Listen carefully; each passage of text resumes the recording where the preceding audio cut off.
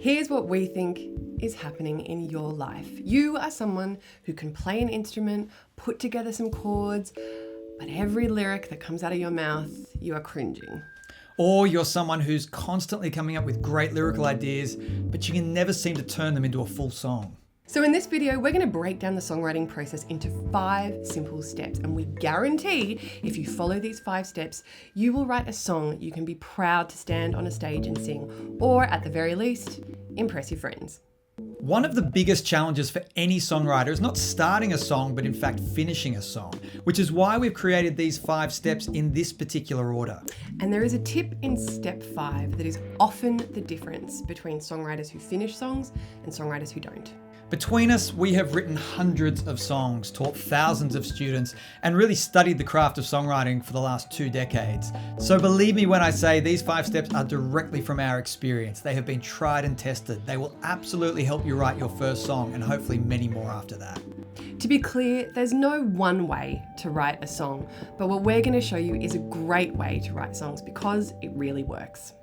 Step 1, start with chords. Now, there is a question that we get asked all the time as songwriters, and every songwriter gets asked on the regular, which is, how do you start a song? Music first or lyrics first? As if there's a right way to do songwriting. And really, a song can start anywhere, but for simplicity's sake, what we're going to do is start with chords because it's a great way to start a song. So, Benny, will you pick your guitar up, please? Woohoo! So there's a couple of parameters we're going to set around the chords we're going to pick that you can do as well. Those parameters are, we're going to pick 4 chords because 4 chords is nice. There's lots of songs that are made up of 4 chords. The second parameter is those 4 chords are going to come from the same key. Now, every key has 7 chords that belong in that key, which basically means they're going to sound good together no matter what. So we're going to show you 3 different permutations of the same 4 chords that all sound great together. So we're going to play in the key of G. Will you play the G chord, Benny? And we're going to call that the 1 chord because it is the first chord in the key of G. So our first chord progression is going to be 1, 5, 6, 4.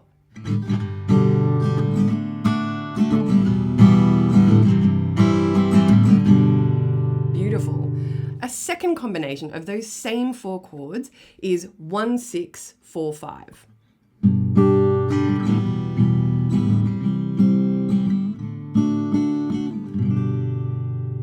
So nice. And a third winning combination of those same 4 chords is 4, 1, 5, 6.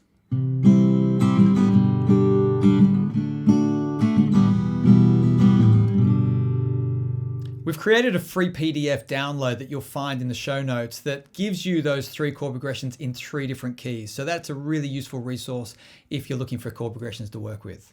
Okay, my choice is going to be the third option there. It's going to be 4, 1, 5, 6. Yeah, great. So we've done our first step. We've got some chords that work together. Step 2, create some lyrics. And this usually raises another big question, which is, what do I write about? What makes for a good song lyric? And really, the answer to this question is a song can be about anything. The way that I think about it often is anything that has some emotional crackle to it for you is probably the basis of a song. But beyond that, there are a few questions that we can ask ourselves that will always lead us to great song ideas. And here are those questions. What do you want to get off your chest? What annoys you? What are you worried about? What do you wish was different? What do you want that you don't have? What do you want to say to someone you haven't said yet? Or a second really great approach to writing songs is to write a song of celebration, to write a song that expresses joy or delight or a sense of wonder and awe with the world. But really the songs of frustration are generally more moody and interesting. We want to give you 4 pro tips about lyric writing that are going to help your lyrics connect more quickly with an audience. The first tip is this: write your lyrics in direct address, which means write from your perspective, singing the song to someone else. That makes the song relationship based, regardless of what the theme or topic is. You can always find a way to house it inside a relationship, and that is going to make your song more emotional and more appealing to whoever's listening to it. Tip number 2, start with the present tense. This really creates a sense of immediacy and it helps the listener feel like they're with you. Draw the listener into that present moment like they're watching a movie. This again will help you connect with the listener. The other thing it does is it creates a sense of emotional urgency because it means that the world of the song is happening now, that the stakes are higher. It's not something that has happened already and the story is over. It means that the emotional stakes are much higher from the beginning of the song. Which means we care more. Tip number 3, create a problem, tension, or conflict in the first 2 lines of your song. One of the things you will find in songs that are charting in any genre is that the songwriters are very clear from the beginning of the song what the problem, tension, or conflict is that has driven them to sing a song in the first place. And tip number 4, make sure your song is about one thing. We don't want to start writing a love story, but also start talking about climate change somewhere in the second verse. Songs only go for 3.5 minutes. We don't have time to address multiple themes and big topics. So stick with one thing throughout the song and it will feel clear and it will be impactful for your listener. Here's a bonus tip. And honestly, this tip is probably the most important of all of them. The tip is this. Find the title of your song at your earliest possible convenience.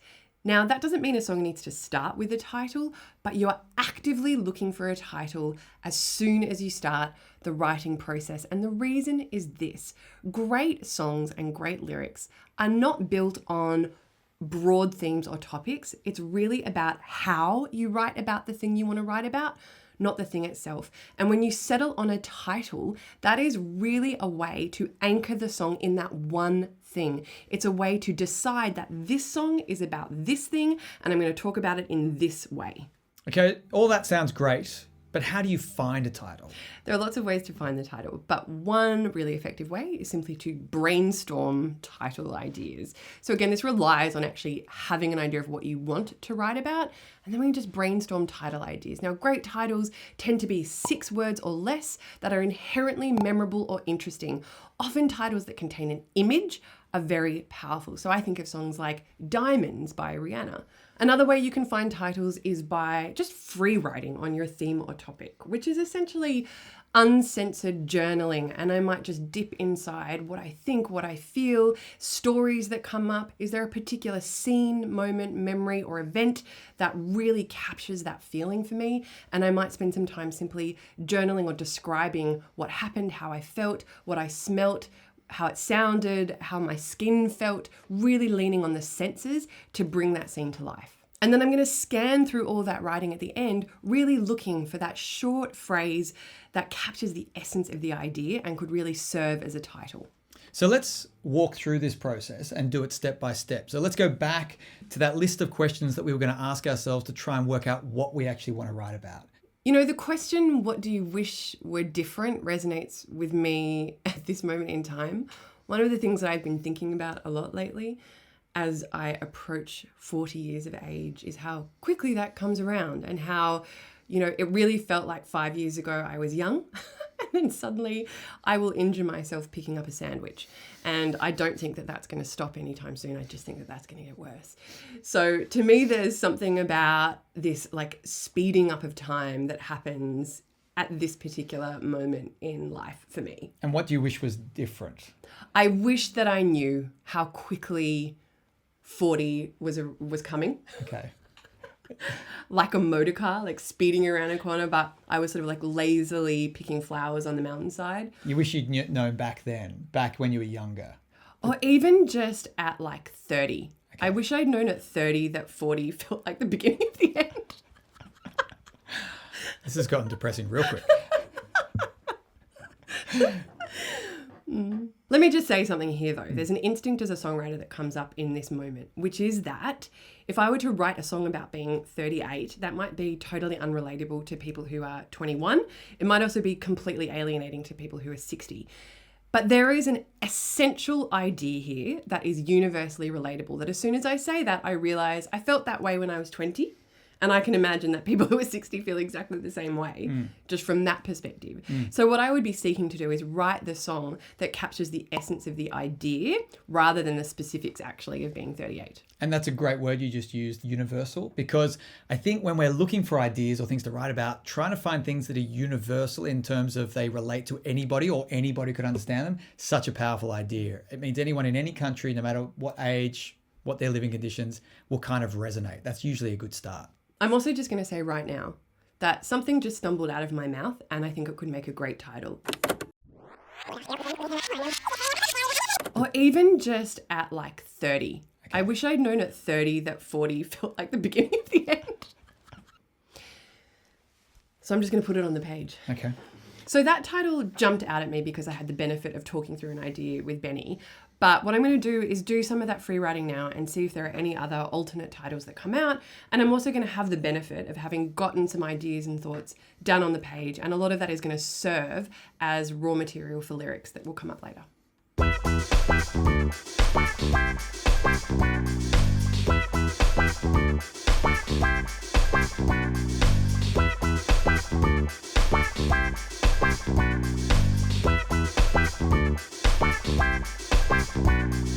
So that was only 4 minutes of writing, and yet Keppie's basically filled 2 pages of the notebook. So let's just have a look at what you got from that process. So the first thing I did was I started in the present tense, and I really grounded it in a specific moment or scene or memory and wrote about it in terms of how it feels. So I wrote about waking up in the morning is harder than it used to be. Bones creaking, muscles sore, eyes puffy, feet dragging. My body's sore, I can't do as much. I feel it in my knees. Sometimes I throw my neck out just by laughing too hard. That sort of thing. So how does this feeling of aging present itself in my body? Then the very next thing I did was I compared that to how it used to feel. How I used to feel once upon a time. And really relied on specific sense-based memories and descriptions to capture that feeling. So here's what I wrote. How it used to be. We could go out every night, throw drinks back like a ... I'm not sure what that lyric will be, but I know that it could be a cool line. Dance until 3, listen to music loud, and the buzzing in our ears would fade by the next afternoon, but not anymore. And then the final thing that I started writing was a deviation from the complaining. So I thought, how could I take this song in a different direction that's not just about complaining? And I thought, well, I might be losing a sense of youthful body vitality, but there are things that we gain as we age. So I started to just write a little list of things that are actually the benefits of aging. So I've written less judgmental, less anxious, more comfortable in myself, more secure in relationship. Also, I am more thirsty, ambitious, and energized than I have ever been in my life because I am so much more aware of how time is running out. So just to be clear, you weren't trying to rhyme. You weren't trying to create any lyrics as such. You were just trying to get your thoughts down on paper on this topic, on this theme. The other thing that I have done here is structured my free writing in a song map. And this is not an accident. This was very deliberate. And this is a really crucial tip that is going to help you finish songs when you have an idea. A song map is essentially a way to begin a song, to develop a song, and to finish a song. But it ensures that you are not merely repeating the same idea over and over again inside the verse lyrics, but that you are actually progressing the idea. That as the song proceeds, you are introducing new ideas that actually take the emotion deeper and further. But crucially, even though there are new ideas here, they are all going to relate back to the central idea, the singular thing that is encapsulated inside the title, the beginning of the end. And this song map becomes so crucial when we think about one of the big challenges we talked about before, which is finishing your song. And really a great tip here is to think about this like a joke. You would never start telling a joke if you didn't know what the punchline was. Well, we want to get into the habit of writing our songs kind of knowing where we're heading or where we want to end up. And so this song map is really like an essay plan for your song. It helps you map out roughly the structure of where you want to go and where you want to end up with this story. The brilliant thing about a song map, though, is that you're not contractually obliged to it, right? It's not a legal document, which means it gives you a sense of direction for the song. But what will happen, and what tends to happen for me, is new ideas will arise as I'm going, but they wouldn't have arisen unless I set out in that direction. And a song map is a great way to give yourself that direction and to give yourself the confidence that even if you stuck to the song map with no deviation, you would get to the end of the song. And just quickly, any other title options jump out from that process? Nothing here. Body sore, laughing too hard. No. Look, maybe out every night. Could be something that I could connect to each of these different stages. Not anymore can be kind of a cool idea that could become a title. What I got from this process was a bunch of great lyric ideas, but in terms of titles, even though there are a few contenders there, we were lucky enough in this moment to actually start with a title that I think is going to work really well for this song idea. Step number 3 is melody. We're going to bring melody into the equation now. And the most important thing when crafting a melody is really to keep it simple, keep it restrained, and make sure that it fits with the lyrics that we're starting to create. Make sure that it supports the lyrics and that they support each other. Again, this question that comes up a lot is, where do melodies come from? How do we create them? And really, let's just go back and look at the chords we were playing with again. The key we were in was the key of G. So there's our home chord. So the melody notes are really going to be drawn from the scale of G major. Which is this. And without really even needing to think about that, as Benny plays through the chord progression, that 4, 1, 5, 6 chord progression, the notes that emerge out of those chords are going to be the notes in G major. So what I've done is I've just written a couple of little lyric ideas directly drawn from the writing I just did. Benny's going to cycle those chords and I'm just going to improvise a few simple little melodies that fit these lyric ideas and vice versa. Before I start playing the chords though, this is an important time to ask the question, how should we play the chords? Because we're trying to establish a mood, right? And so I could play these chords really fast and upbeat, or I could play them slow and melancholy. What is the mood we're trying to create with this song? Ultimately, this song is going to kind of start out sounding like it's complaining, but what I want it to end up as is actually a celebration of like things learned and new vital energy that arises. Okay. So I think something that's not too fast, but also not too slow. Like that. So.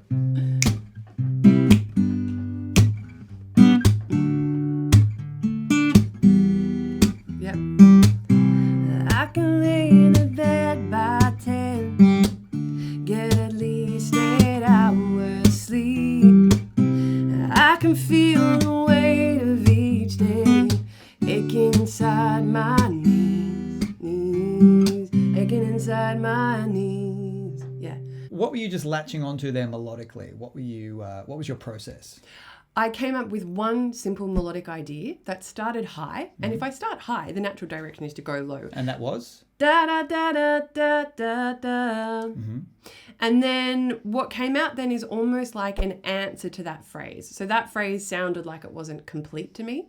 So that ended with da da da da da, which sounds like it's finished a thought. And now that I've created that little 2-part call and response melody, I then just sought to do it exactly the same or almost exactly the same again to create that sense of repetition. This is such a great way to write melodies, to simply come up with a phrase and then a little response to that phrase. This call and response idea is tried and tested. It works beautifully in any genre and it works beautifully here too. What I might do is write another 4 lines to create a nice long fleshed out first verse, but even those 4 lines serve as a verse and give us enough to work with that we can move on to step 4, which is write the chorus. So as we write this chorus, there are 3 really important things that we're going to focus on that if you get these right in your song, they're going to make your chorus hit hard and really create some impact for your listeners. The first thing is we're going to change the chords. So remember, we picked that first chord progression. We're going to now pick one of the other chord progressions. And it's going to feel like a shift, like a contrast, like the song is moving somewhere else, which is exactly what we want from a chorus. beautiful too to be using the same 4 chords, but in a different order. So we're not introducing any new chords, we're just changing the order of the ones we've been using. The second thing that I'm going to focus on achieving in the melody here is I'm going to make sure that the highest note of this song appears in the chorus, and I'm even going to focus on making sure that it's in the title of the song. And speaking of the title, we're going to try and get the title to be the first and the last line of the chorus to really reinforce what that title is and what the theme of this song is. And this is really important because a chorus is not just a different kind of verse. A chorus is really the moment where we need to put neon lights around the central idea, which is housed inside the title. And there really isn't a better way to do that than repetition. So there's lots of different ways that you can repeat the title, but using it as the first line and the last line is a super effective strategy, and that's the one that we're going to use here. 1, 2, 3, 4. I need to be in bed by 10 and get at least 8 hours sleep, 'cause I can feel the weight of the day aching inside my knees. Is this the beginning of the end? If it's all downhill from here, at least I see clear now. It's the beginning of the end. So we've written a chorus, we've written the verse. Now all I need to do is write another verse that fits exactly, or more or less exactly the same melody as the first verse, which brings us to step 5. Step 5 is writing the bridge. And now that we know we're going to write a bridge, we also know what our song form is going to be. And our song form is going to be verse, chorus, verse, chorus. We're going to bring the bridge in after the second chorus, and then we're probably going to come back and finish off the whole form with a final chorus, with a variation. And this song form is really the pop song format that we've seen for the last 20 or 30 years, and we still see up and down the charts. It's actually an incredibly resilient song form for a very specific reason, and that is because it works. And it's not to say that every song should be in this song form, and you also see lots of different variations on this song form in contemporary songwriting, but we're going to use it because it just works so well. So to create this bridge, which is a brand new section, and it's going to create a little bit of contrast, it's the only time we're going to hear it in the song form, we're going to follow these 3 simple guidelines. The first guideline is we're going to start the bridge on a chord that we haven't started either the verse or the chorus on. So it's going to sound different automatically because of that chord choice. And because we've actually only been using 4 out of the 7 possible chords within the key, we might even use this as an opportunity to introduce a chord that we haven't heard before from the key. So we might even use the 2 chord or the 3 chord to start our bridge. The second guideline here is to avoid the 1 chord. So the 1 chord is powerful, it draws us back home, it feels very stable.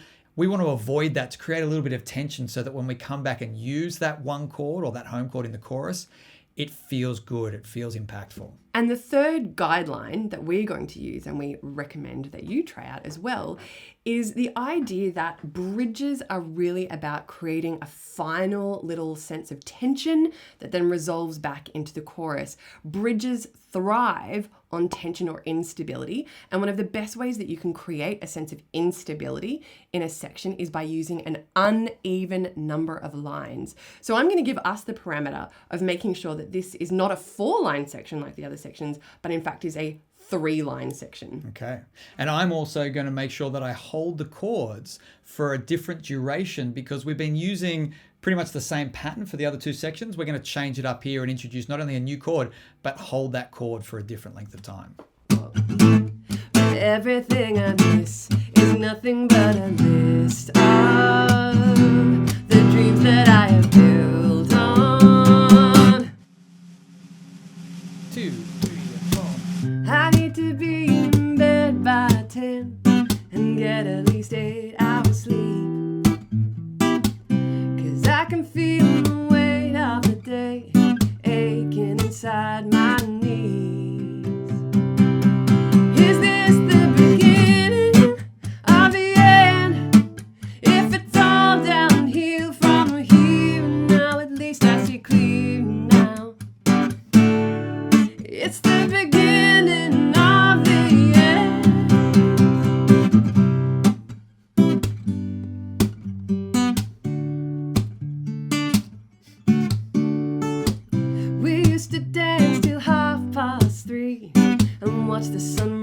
on the ocean.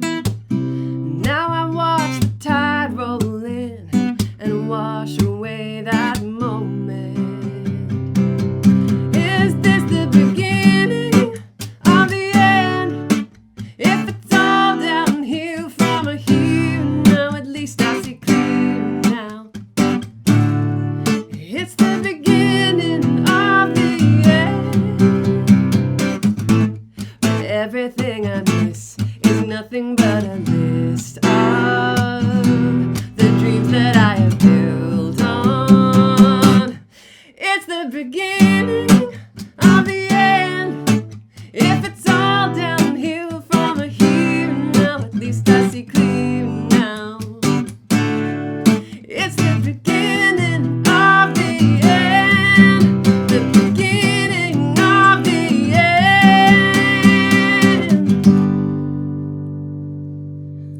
Ow! It's a song.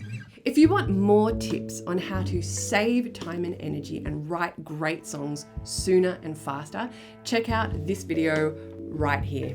Happy writing.